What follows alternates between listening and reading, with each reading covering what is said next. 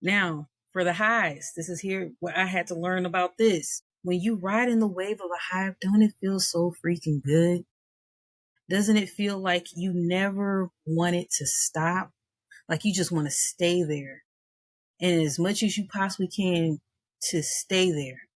But what if you got that phone call that threw you off for the day? Like, damn, I shouldn't have answered that phone. Shouldn't have answered that text. Or I wasn't expecting that conversation to go that way. I was planning on just saying this, but I felt like they were pushing me and kept pushing me. And I finally just told them the truth. Or I finally said something that didn't come out right. Or you feel triggered by a conversation that you weren't prepared for.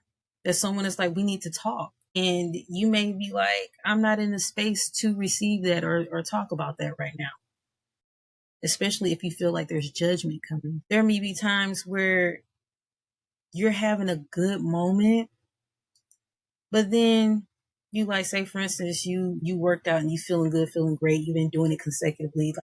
You're consciously putting in the effort. You know what I mean? You're intentionally saying, I'm going to check in. I'm going to do something active to help me every day because I know it feels good. I know it's good for my body. I know it's good for my spirit. I'm going to keep doing it. And you fall off one day. That can trip you up on your high.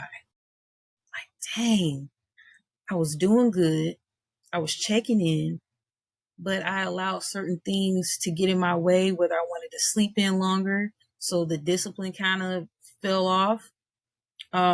Your relationship with discipline, not seeing it as devotion. That's not seeing it as, look, you got to take care of yourself. You only have this one vessel in this lifetime. So it's a daily relationship, a daily devotion that you partake in, that you take care of, that you ensure that you have at least the most optimum experience within this vessel. So during those highs, you're sometimes feeling yourself in scarcity almost because you're scared that you may lose it.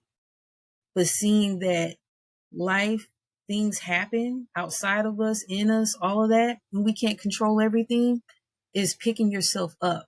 Like, don't stay in it. Like, the quicker you get up and not dwell in that emotion, the better. Now, if there's some times where you feel like you got to feel your feels, do that. But all means don't stay there. And so the highs, again, we want to stay there because it feels so good, and that's okay. It's okay.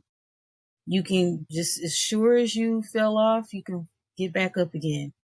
You can get back into that moment of that energy of, people call it high vibration, but it's really a higher frequency. So with the highs, enjoy the highs, right? Enjoy those good moments. Express gratitude. Those times are very precious, especially if you're experiencing it with others. Like, it's priceless. You can never put a number amount as far as monetary value on those types of moments when they're memorable, and you're having those times with people where you're having healing conversations, where you're having breakthroughs.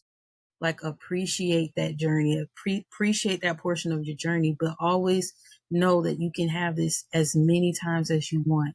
Those good times, those times where you feel like you're on cloud nine. Understand this. Those highs, sometimes they peak, right? Sometimes they have some moments where they may dip a little bit, right? Because our life is not linear. We are continuously going up and down, and you just got to ride the wave and not be so hard on yourself. Give yourself grace and give those around you grace as well.